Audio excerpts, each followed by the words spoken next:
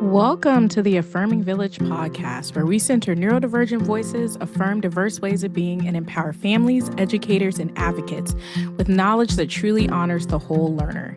We're your co-hosts, Dr. Destiny Huff, a late diagnosed autistic ADHD mental health therapist and non-attorney special education advocate, and Lisa Baskin-Wright, an ADHD and dyslexic educator and IEP coach. Together, we dig into conversations about neuroaffirming practices, special education, and disability rights. Please remember, nothing shared on this podcast is medical or legal advice, and the views shared here by the host and the guest are their personal opinions. This space is for educational purposes only, to help you feel informed, empowered, and never alone in the village.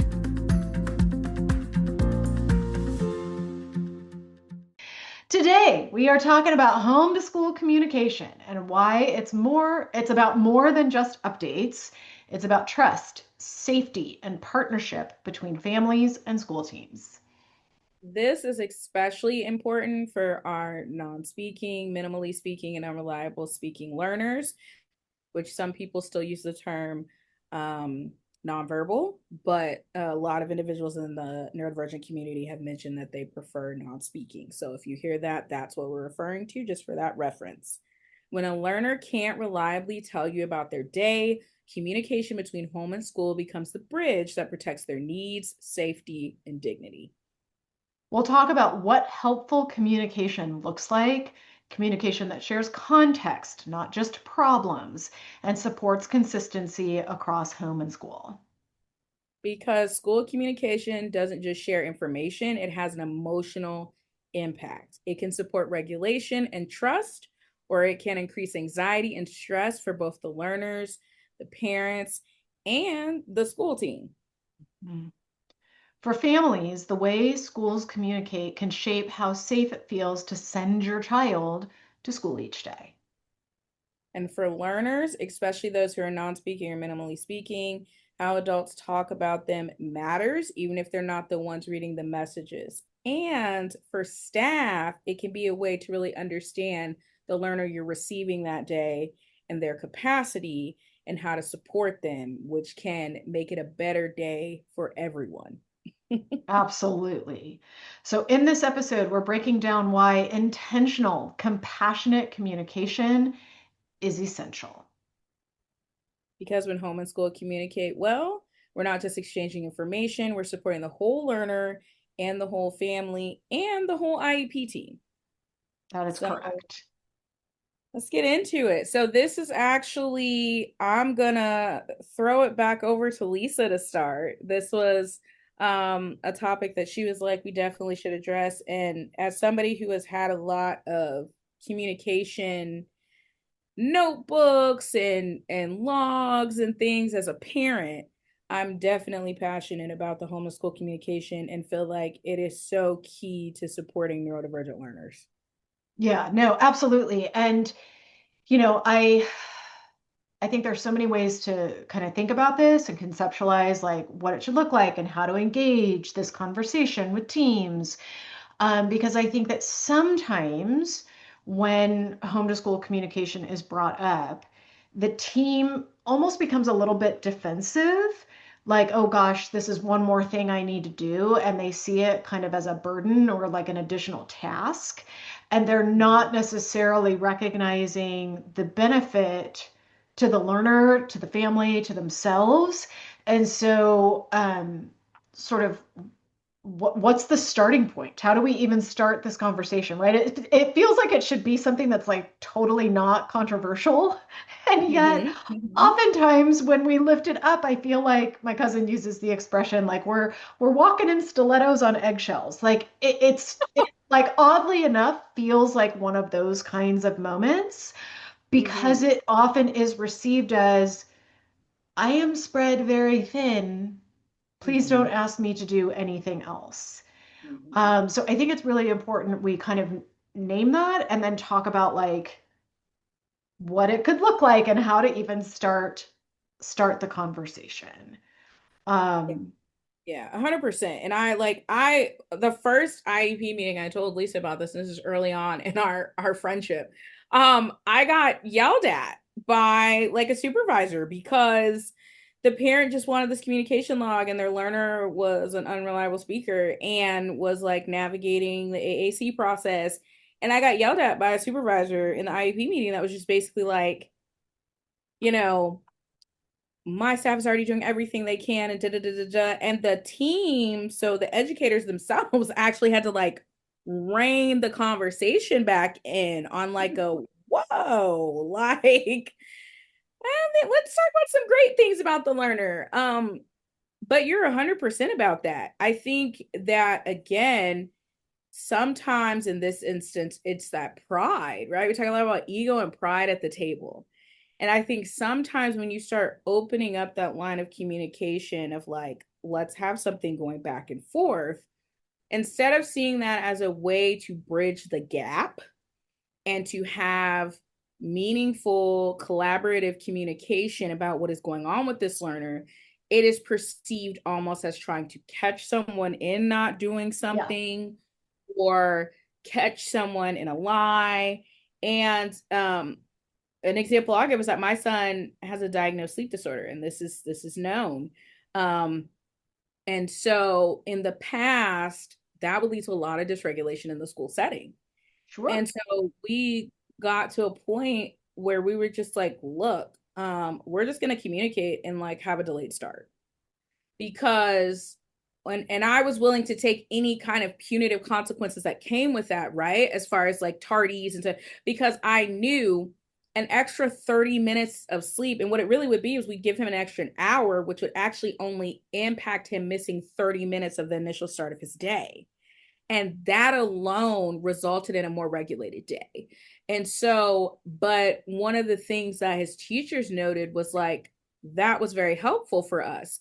And so, what we started to see as well was that sometimes it would be like, oh, yeah, you said he had 7 night terrors, but like he had a great day. And one of the things I always ventured to was, did he have a great day because of that extra hour? Did he have a great day because I communicated that? And we discuss the need to lower demands and increase support, right? And we may never know what it is, but it was the point that the communication occurred. And so sometimes, even when that after school conversation and communication happened, of like, how was the day? There was a lot more understanding and there was a lot more detail provided to help there be an understanding of this situation may have occurred, but we do feel it's due to XYZ because when we have had rest and have not had night, right? Like we're not seeing that dysregulation. And so that is very key and a component that I have continued to carry on for my son throughout his educational career. Yeah, you just named a whole lot. And one of the things that you said, and my brain fired a neuron, was I think that in addition to um, home to school communication potentially feeling like this sort of additional work, Mm-hmm. I do think that in some situations there's a concern or a fear or trepidation around actually documenting Mm-hmm. like Mm-hmm. what's happening in the building, right? Absolutely. Because it could be that, maybe things aren't so hotsy-totsy and they don't want to put that down in writing, right? Maybe they're feeling like the strategies they're trying aren't working and they don't want a record of that. Maybe, right? Like it's kind of an additional like accountability layer, right? And that feels could be interpreted like I'm trying to put myself sort of on the school side Mm-hmm. of things of like, is this parent trying to play gotcha, right? Like, I think that you lift up an important potential concern that school teams have is like, are they trying to catch me not, providing a certain accommodation or not doing whatever or whatever it may be. Mm-hmm. And generally speaking, I'm sure there are exceptions to this rule. I don't really think that's where parents are coming from, especially where in situations where the learner is non-speaking or minimally speaking or unreliably speaking. This is really about safety, but honestly, it's also about access. Like, Mm-hmm. this is an accessibility issue. Because if Mm-hmm. the family doesn't have any idea really about what's happening in the classroom for their learner, not just from a safety perspective, but from a curriculum perspective, right? Like, I've been having a million conversations with one of my families, and it's just helped me think so much more deeply about this issue. So, their learner is early elementary, predominantly AAC user, but has some spoken language. Mm-hmm. And we've really been trying to tease apart, like, what does accessibility look like for this young person? It's not just they have their AAC device with them. It's how is the darn thing programmed? What's on there, right? Like, how are we considering motor planning and sensory over, like all the pieces in programming this? But one of the key pieces that's missing is the family is actually really wanting to be able to work with the team collaboratively, so they're not adding all the work and responsibility on the team to like update the device and do all the things. But in order Mm-hmm. for that to happen, there has to be kind of meaningful communication home to say this is the book we're reading, or these are the topics we're covering, and like broad stroking, so that the family can then get the talker ready, so that the barrier to access is removed, right? And so I think that becomes a really nuanced conversation, um and I tend to broach it initially with trying to kind of name the importance of it, Mm-hmm. name what I feel like might be barriers for the team, and then saying sort of the value in it and what system works best for you. How do you Mm-hmm. typically communicate with families? What does that look like, right? And if it's a situation that requires more nuance or more Mm-hmm. frequency, then how are we going to collaborate to come up with a system that captures all of that for everyone? Right. And I Mm-hmm. agree with you. I think you tapped into something that's also really important is it's not just an exercise in the school sending information home. It really is a full circle of communication, right? And it's really beneficial to the school team to be able to, in digestible chunks, get some Mm-hmm. information about the learner, like whether it's a reflection on what happened the day before or sort of Mm-hmm. the state of affairs in the morning, right? Lisa did not sleep last night. We had a really difficult time getting any breakfast in her. We've packed an additional snack. Tread Mm-hmm. lightly. Godspeed. Right? Like, um, you know, or whatever it may be. But I just, I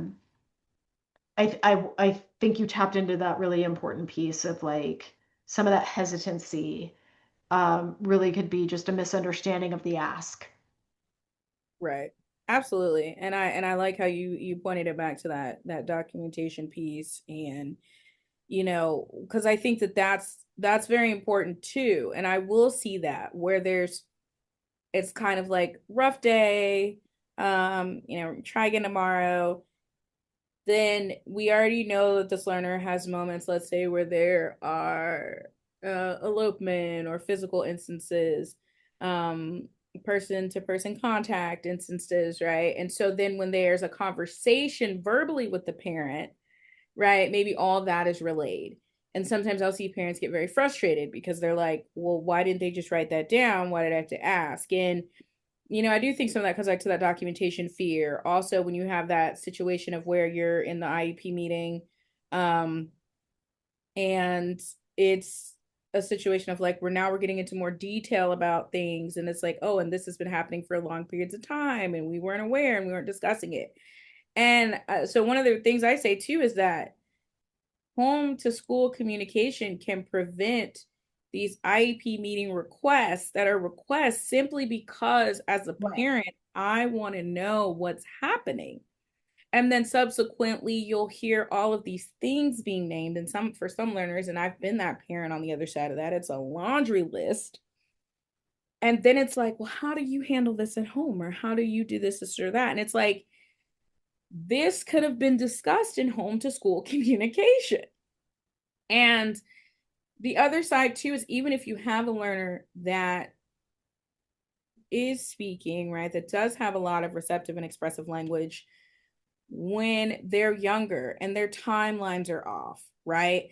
And so I had a situation for my youngest when he first started school where, and like that first 30 to 45 minutes he was in school, I mean, for a better lack of words, he was giving them hell. And then like It's the like, buckle up, remainder, everyone. I'm like, here. right. And then like for the remainder of the day, after those 30 to 45 minutes, rock star energy, just like everything's on track, all cylinders are firing, everything's clicking. Right. He Excuse needed a me. And minute.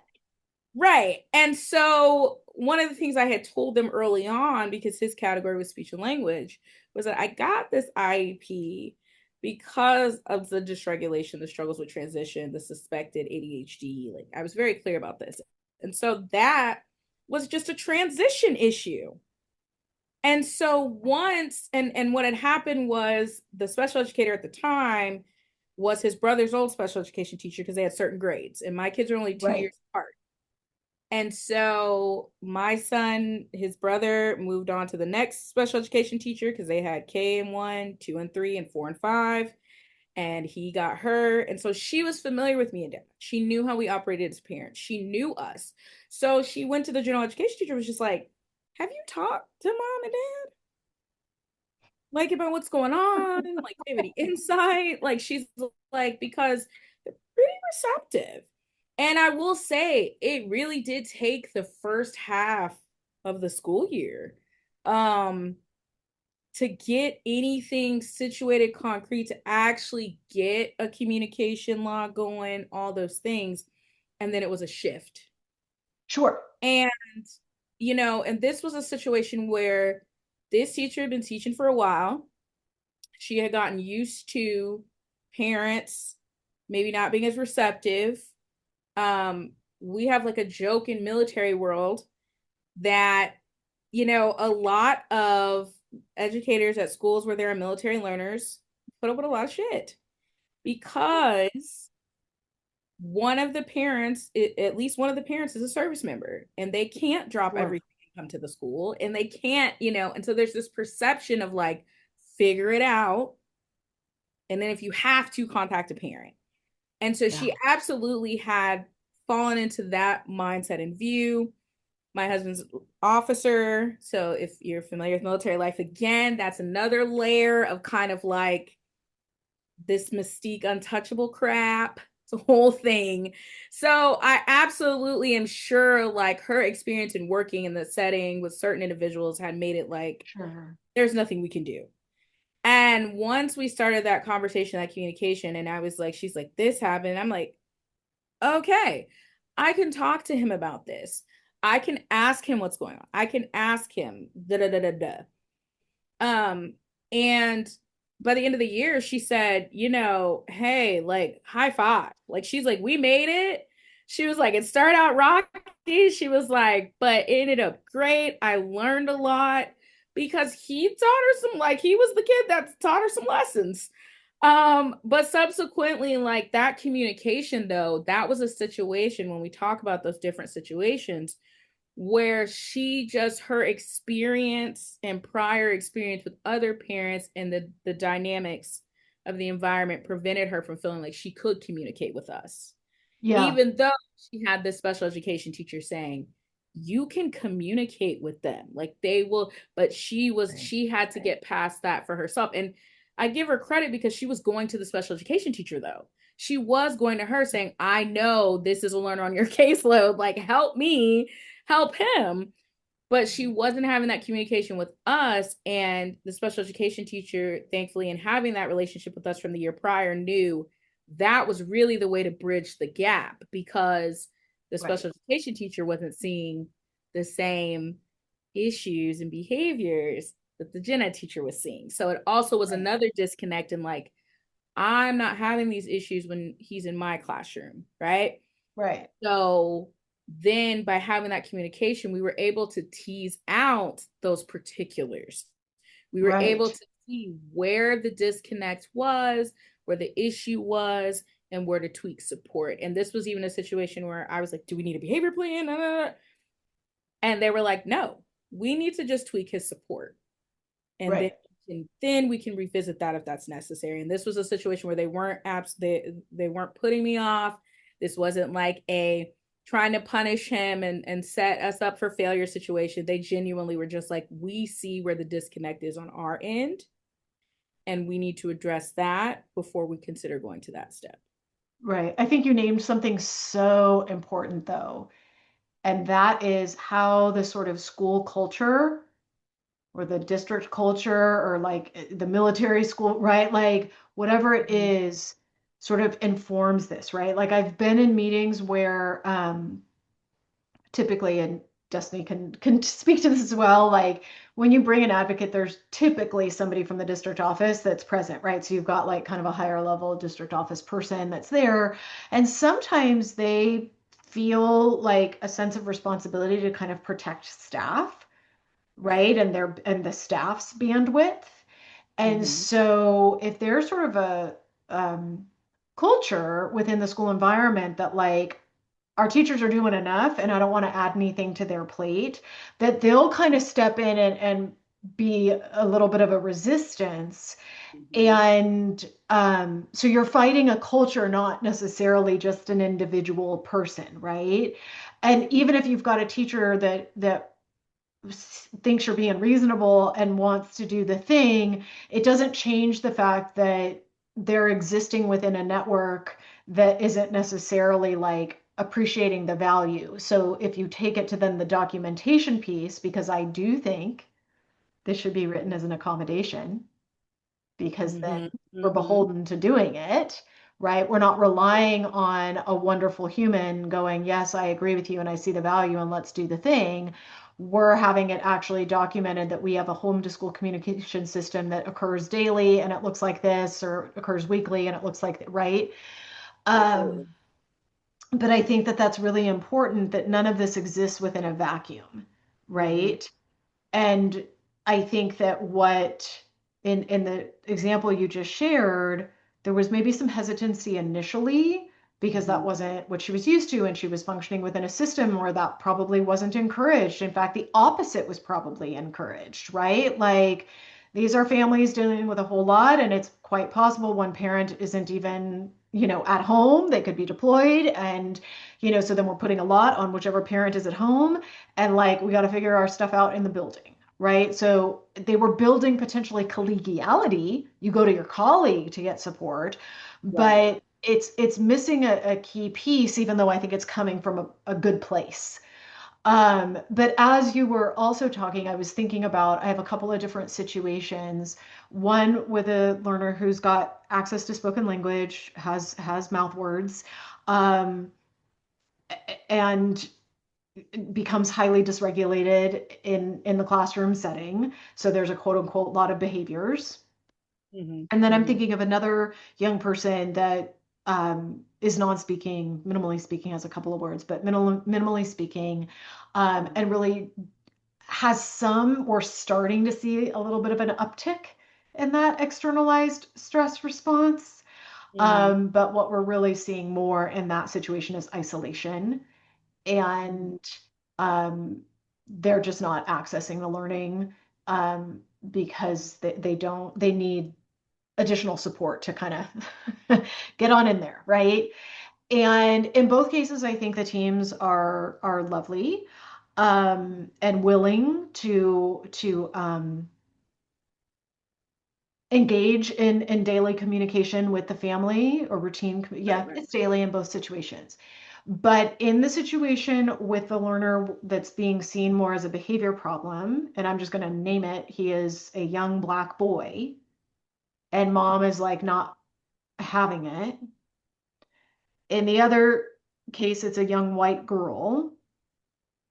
In both cases, we're really not seeing the child as a learner. And so the communication that's coming home is looking at behavior, right? So in the case of the boy, it's all the things he's doing wrong. And in the case of the girl, she is starting to like throw and bite and do things. But it's more like we can't get her involved in the thing, right?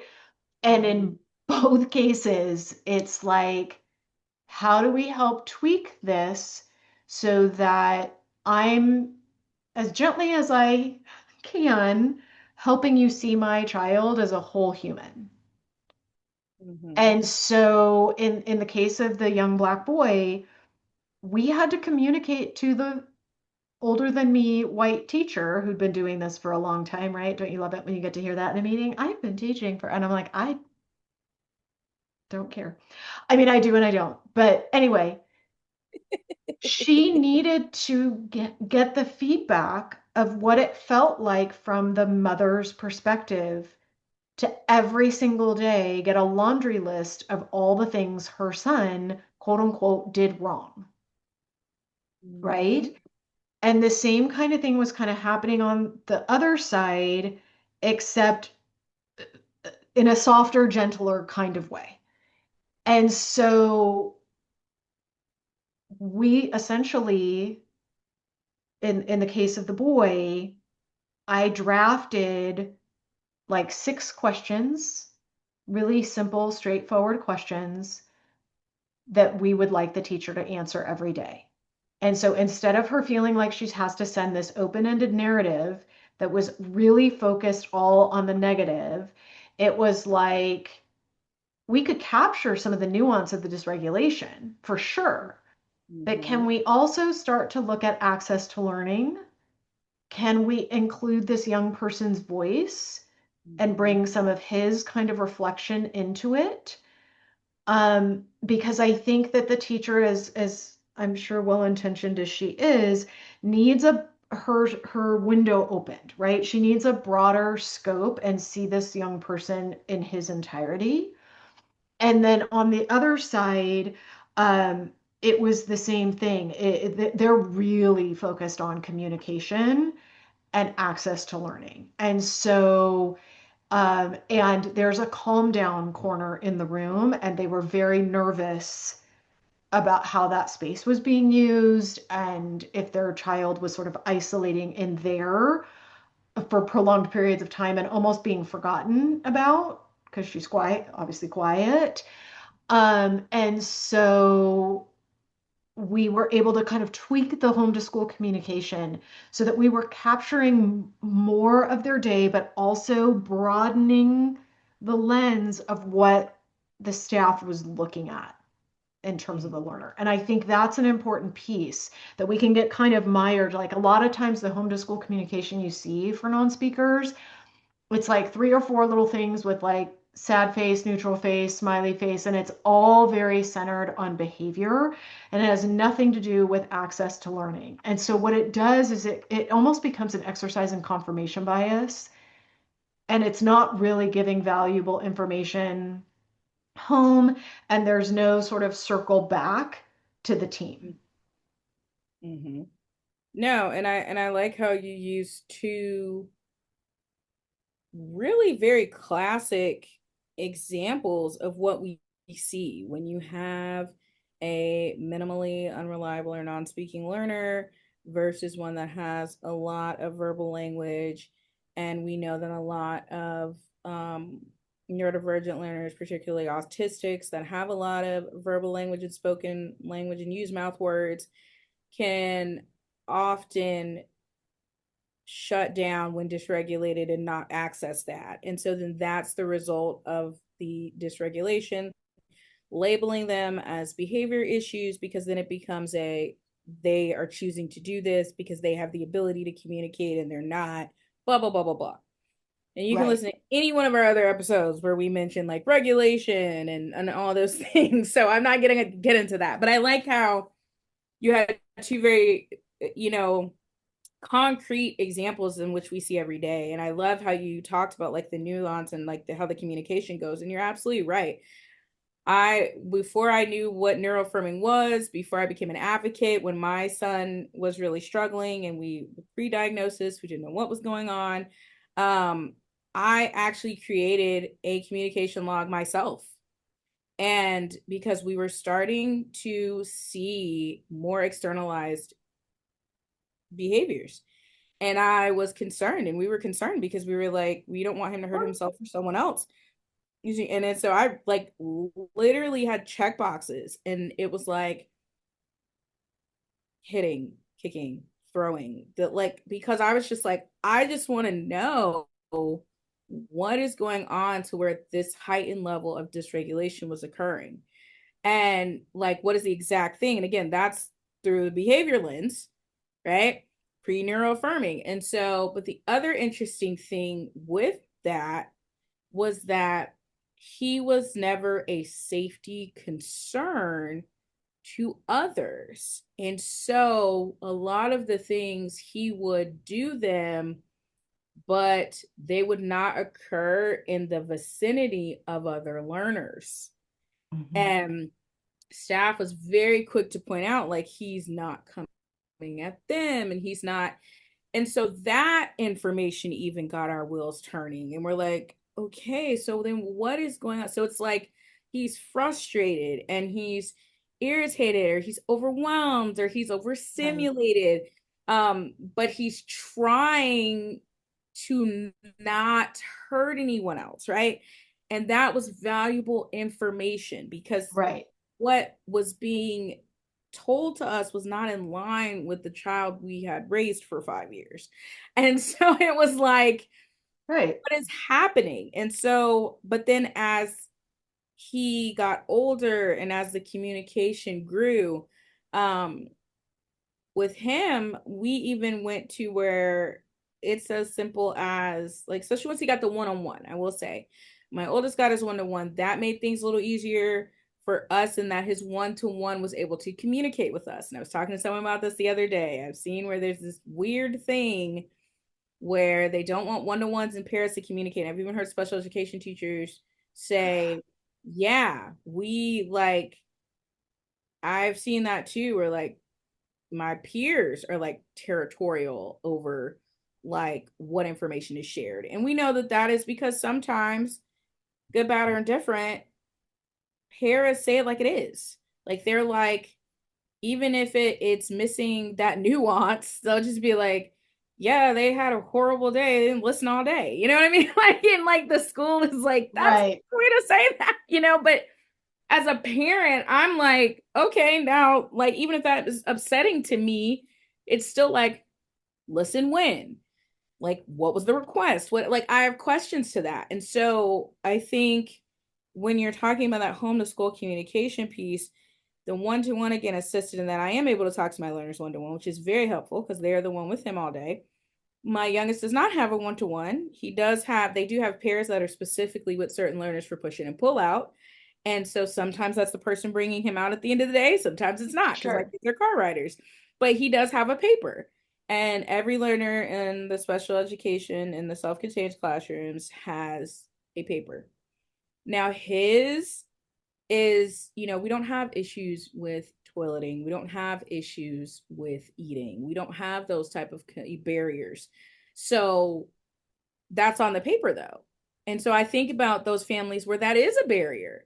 And so they Sure. are worried. And so I think it's so beneficial that they have that. But then on the other side, you do have like the smiley faces, like Lisa was talking about. And one of the things with my learner is that, in his words, I don't get in trouble at school. And to his credit, he has not for a long time. But one of the things that I have to do with him, even though I get that paper, is go beyond that, because they do have a comment section. And that comment section, though, is typically used for, um, don't forget we're out of school Monday. Right. School pictures are tomorrow. Don't forget to sign the envelope for report card.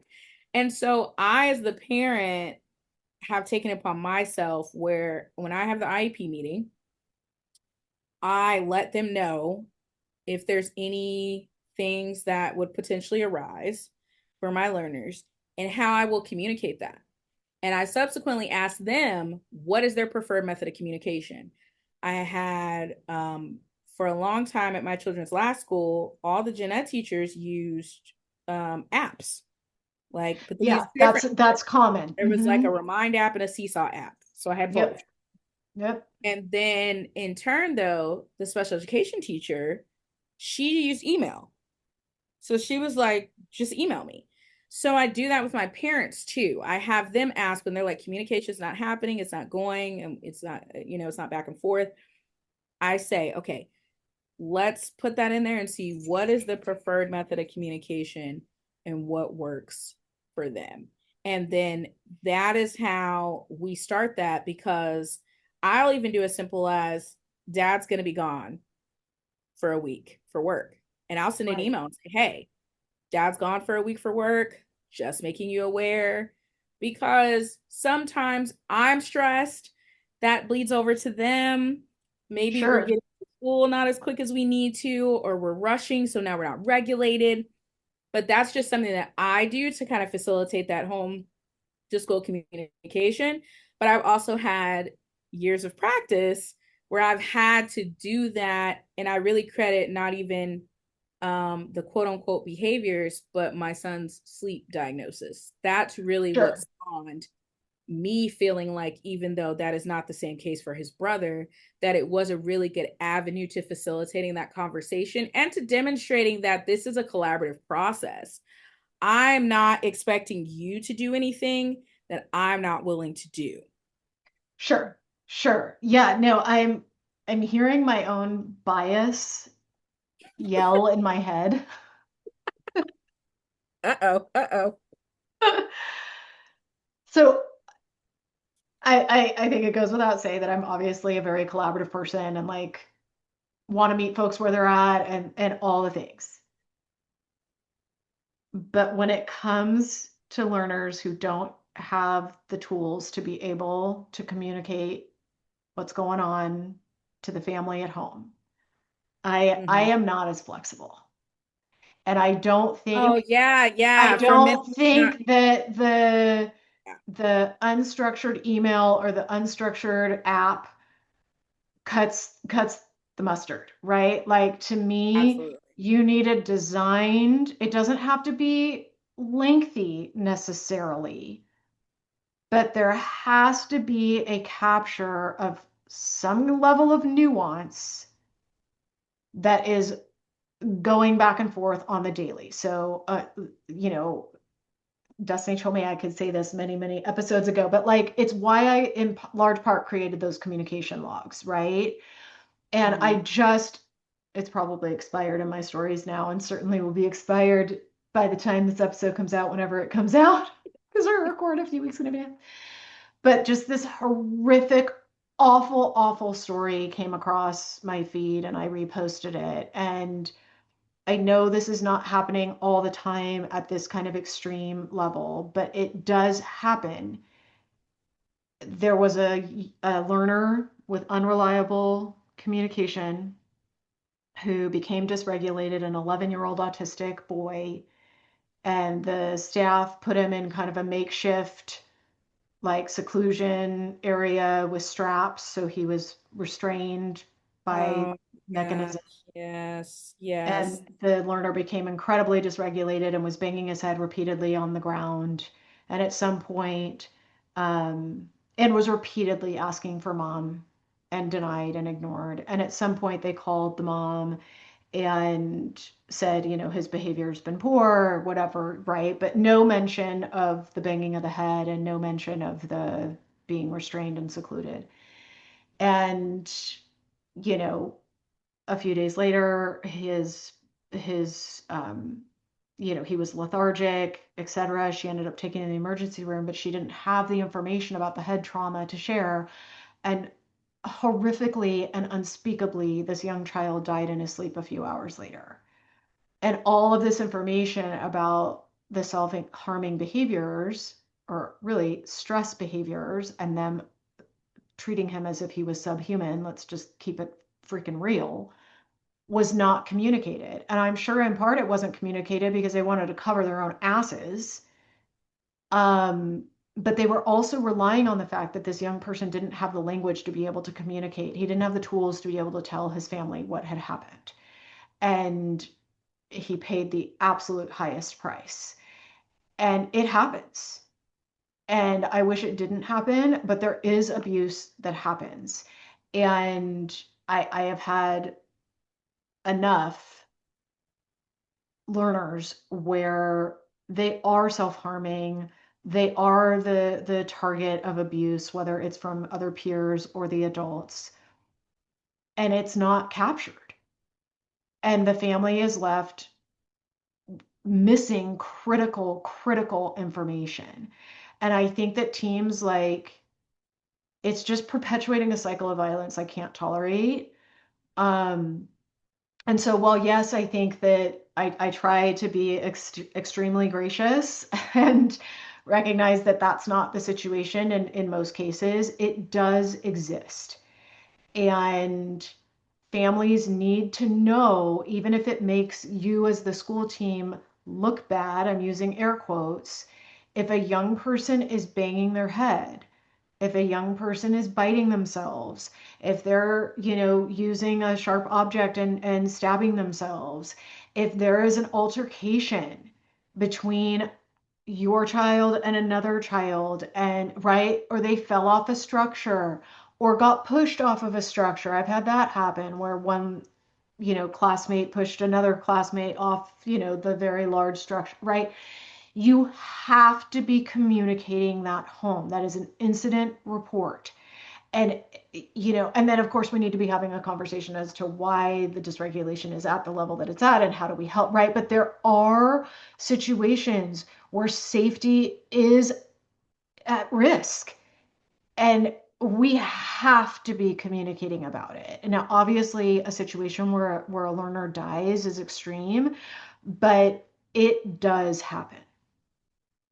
And if that team had just shared, he became really upset, even if they used all the wrong words, right?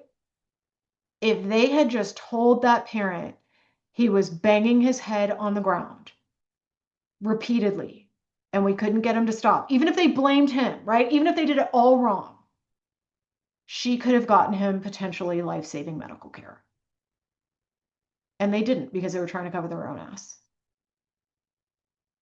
Yeah, and I think what you're touching on too, and I have a puppy here, which is why my hand is off to the side. Um, what you're touching on too is just very opposite ends of the spectrum when it comes to that communication piece, right? There's the being preventative piece and trying to address things before they occur, considering potential things that you could think would occur, which would be like dysregulation from a rough night's sleep or being sick, or Sure. had a rough day and the learner hasn't quite been able to move past because there hasn't been repair done, right? Versus situations that it's like this is reactive and now you need to do the right thing and speak up about something that occurred.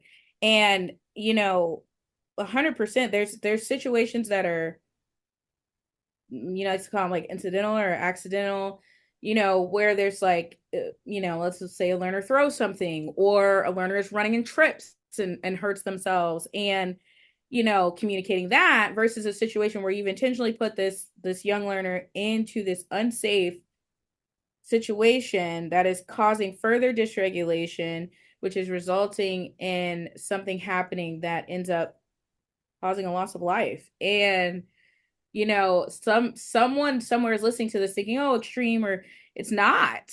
It's not an extreme. It's not. It is something that has happened. It is something that happens. It is something that you could go Google right now and we'll see instances of reclusion, seclusion and restraint, excuse me.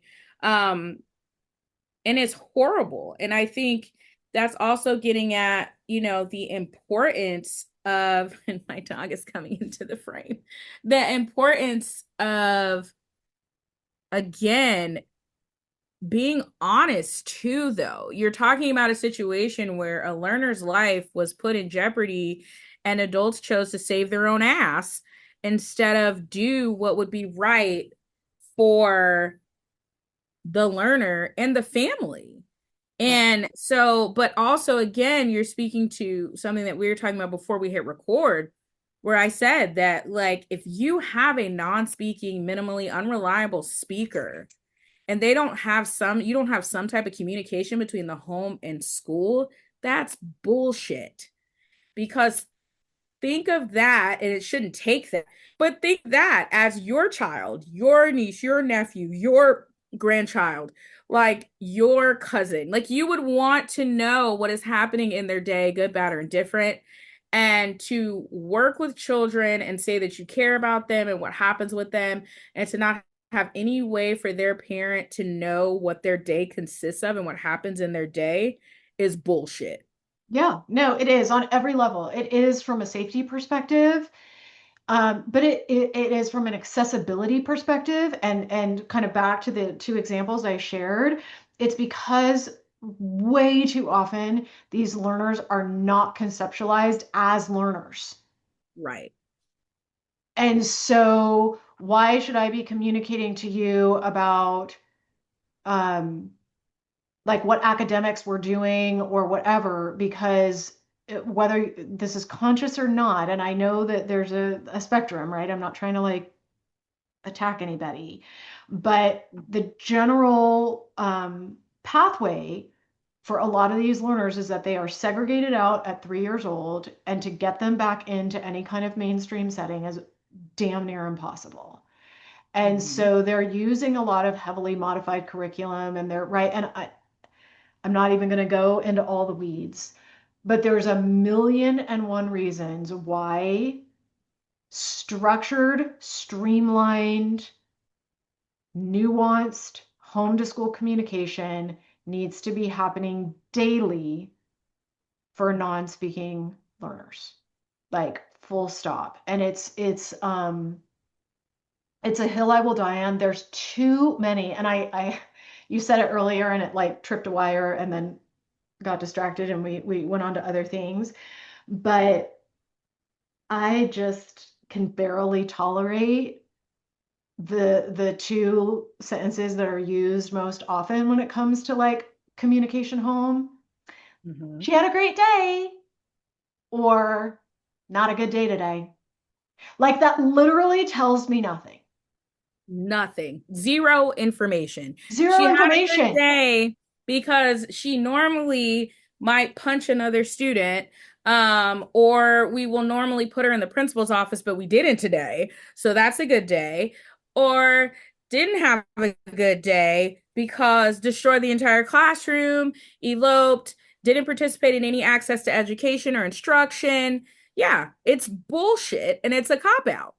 Yeah, and it drives me. I don't like it in any situation, but when I have the parent of a non-speaker come to me and that's all they're getting is, yeah, when I pick my kid up, they just are like, they had a good day, or today wasn't a good. I'm like, what is What does that that? mean? And you know when it really pisses me off is then when we get in the IEP meeting and there's all these instances of internalized or externalized dysregulation. So shutting down, not complying with requests, not following directions, refusing to do task, eloping from the room. Like, where was all that when you said, well, remember on 2-6, we said that they didn't have a good day, but we don't want to report every little thing to you.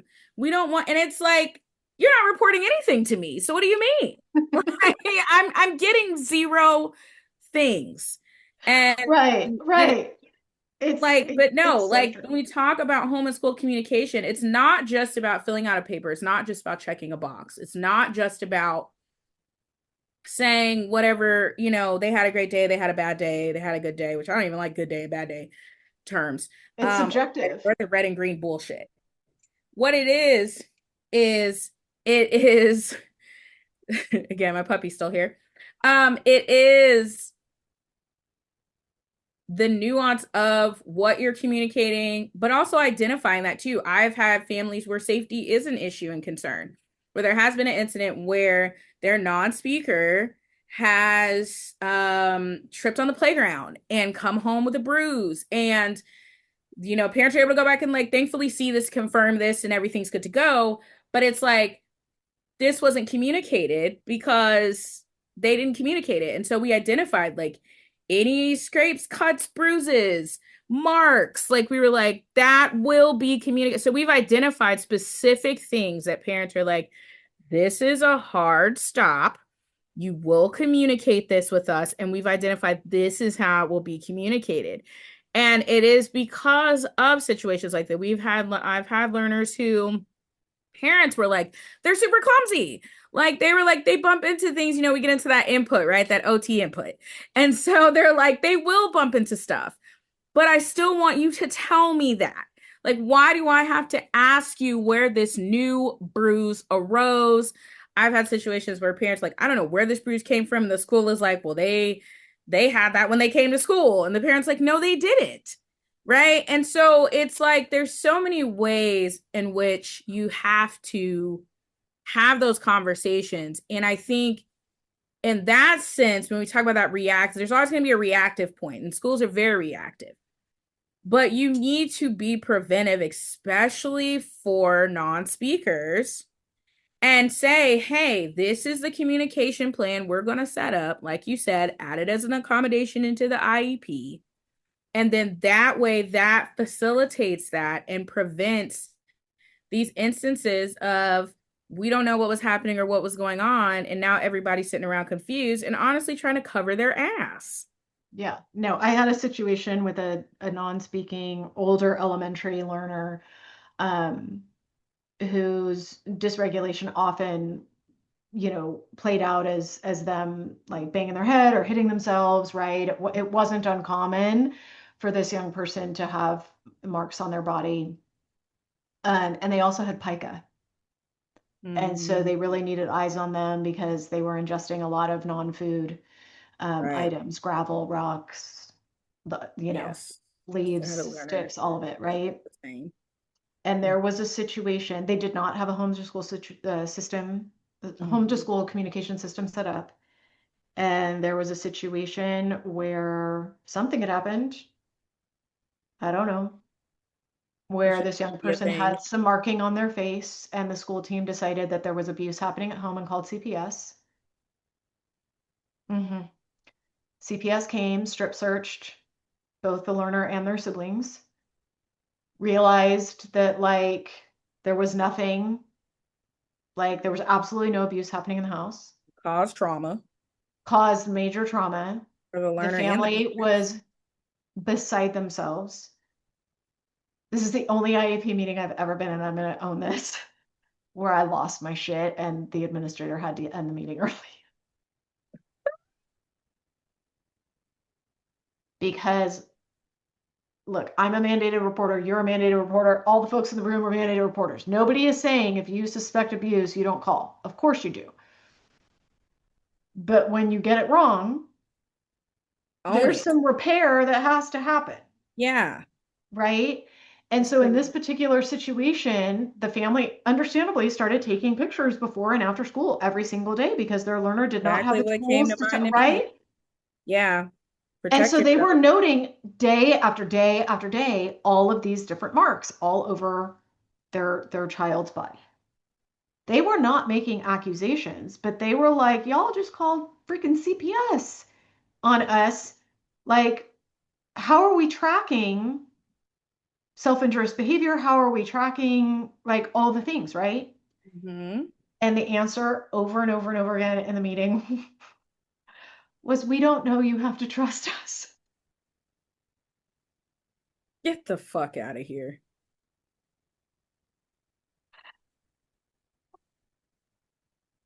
It They was should so have really bad. consulted an attorney about that one because that's like you're setting yourself up for a lawsuit there. Well, and the creme de la creme, right? The cherry on top of this situation. I can't even say it without wanting to scream. an aide, like the day before this meeting, a couple of days before the meeting, had brought the learner out to like do the pass off to mom Mm-hmm. and tried to kiss the child. Right. Destiny's face is like saying it all. And the mom was like, "Whoa, what are we doing here?" And the aide was like, "What?" Like, and just totally just, I mean, the kid was like 11 years old. And she was like, "You may not kiss my child.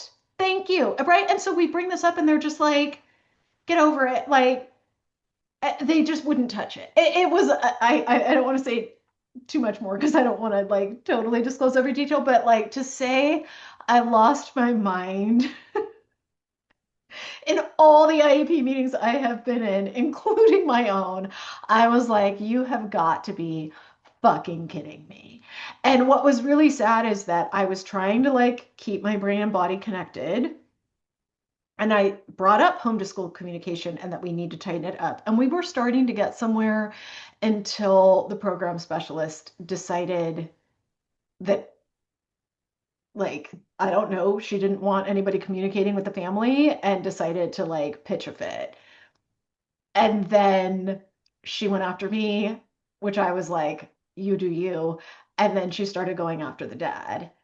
And then all the voices started getting raised. And then the principal was like, I think we should call the meeting. And I was like, I think that's a good idea. I've had parents come to me and say that after a district personnel was invited to the meeting, they were only instructed to communicate with the district personnel. Right, And right. I was Yeah. like, and that does what? Because they're not on the ground. They're not Right, right, so right. what that Yeah. does nothing. No, it does nothing. In this particular situation, we immediately like went over that person's head to the director and got this learner transferred to a totally different school site and a totally different classroom. And we had the home to school communication put directly into the IEP in a very clear, right? Like, I'm not playing with you.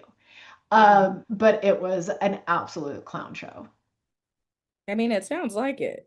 But I It mean, was you try terrible. like what and like, bringing it back, which we never really left when we're talking about homeschool communication. Again, I think it goes back to these are real life situations that happen. These are real things that occur. And I don't know if it's because of my eyes are open or this is where I'm at now and the space that I'm in. I have seen more news articles on instances of abuse and neglect in special education self-contained classrooms in the past year than I care to have seen. Yeah. Yeah. And it really speaks to just the lack of training, right? But also it speaks to that need for communication and collaboration. And if you take nothing else from this episode, um, one of the things that really sparked this episode again is that non-speaking, minimally speaking, unreliably speaking learners, families, their parents, their guardians, their caregivers should have access to their learner's day. And I will always die on the hill that if you are not granting that access, you have something to hide. And you don't have to like it. And I know someone out here is listening to this right now and going, well, the parent didn't ask for that communication or, whatever. I don't give a shit. Um, but you're preventing them from knowing about their learner's day.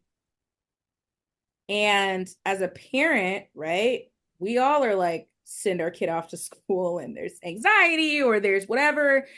But I do acknowledge that having two learners that use spoken words and mouth words, I do get the ability to hear about their day, good, bad, or indifferent. And we've worked really hard with OT and play therapy and all the things for them to recognize and state their emotions. And then their mother's a mental health therapist. So that's another layer, like diving into that, and similar to, I feel like all minimal, unreliable, and non-speakers should have access to alternate forms of communication, Oh, right? 150%. So being able to communicate with their AAC device. So I'm not saying there's some, I want to be clear about that. I'm not saying that the communication due to the spoken word is like what is the top tier. I'm saying the ability to have access to their day is the top tier. And that communication can't always be spoken word. And so it Oh, can be 100%. written, it 100%. can be email, it can be a slip that is sent home. And then the added layer of what Lisa says, has said with having that added as an accommodation. And I typically do, but I think I want to let Lisa wrap this episode up because I know this was like we each have our passion topics, and I know this was one that she brought to the forefront. Yeah, no, I think you're doing a great job wrapping it up. And I agree with you. And I think that to kind of go back full circle to the beginning is, I do firmly believe that most people go into education because they care about kids and they're curious about how kids learn and right. I don't think anybody intentionally goes in with the intent to harm. That doesn't mean it doesn't happen. As you were talking about sort of the uptick in what's coming across your feed of these really horrific experiences in self-contained classrooms. I'll just keep it simple at a sentence or two, which is I think this is in part where bias shows up and that conceptualization of those kids as not being worth the investment. And so folks that are in those classrooms are not getting the support or the resources they need. And there's, maybe some element of I don't have to be great at my job because these kids aren't going to learn anyway. Like, and I obviously that does not apply across the board by any stretch of the imagination. There's some amazing Babysitting folks. like it's a daycare. I'm sorry to interrupt, but that was the thing I had forgot to say when I thought about earlier when you were talking about, you mentioned that briefly about them like essentially presuming competence and giving them access to education they deserve. And a lot of times non-speakers are considered that they're coming to school to be watched and not taught, and they're not given Right. access to communication, and therefore there's this view that the parents don't necessarily need access to their day because they're not doing anything anyway, which is horrendous. Right. And again, I realize we're speaking in broad strokes. There's some really phenomenal, curious, wonderful folks that go into special education in particular, into teaching in the self-contained environment. So I'm not trying to like demonize anyone, but unfortunately these things do happen. But I think that there are ways to engage staff where they see the value in the communication, that it helps ground them.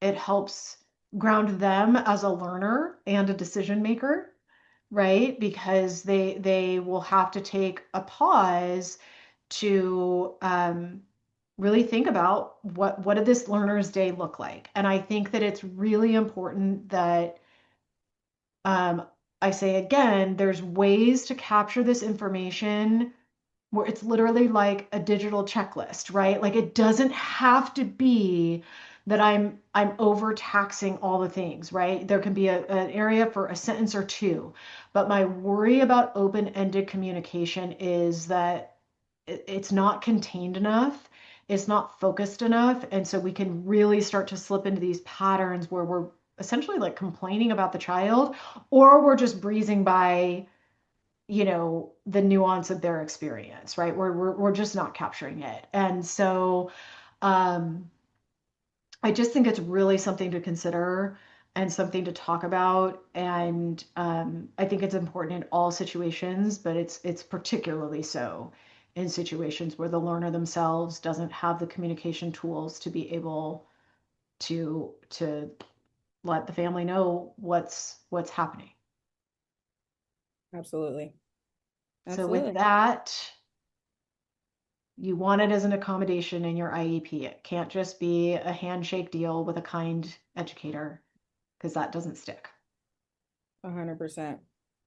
And subsequently, if you're not getting that, if that's not getting across, those emails that I send are also documentation. Mm-hmm. So send it in an email, show your side of it, even if they're not being responsive and communicating on their side. Yeah, 100%.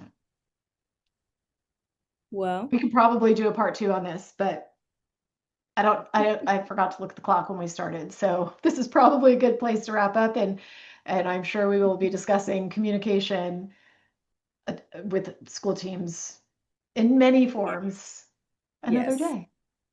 Yes. Until next time. Thank you again for joining us here in the Affirming Village. We're your co-hosts, Dr. Destiny Huff and Lisa Baskin-Wright, and we hope today's conversation leaves you feeling seen, supported, and better equipped to advocate for yourself or your learner. If you enjoyed today's episode, be sure to subscribe, leave a review, and share this with someone else in the village. Until next time, keep advocating, keep affirming, and keep building the village we all deserve.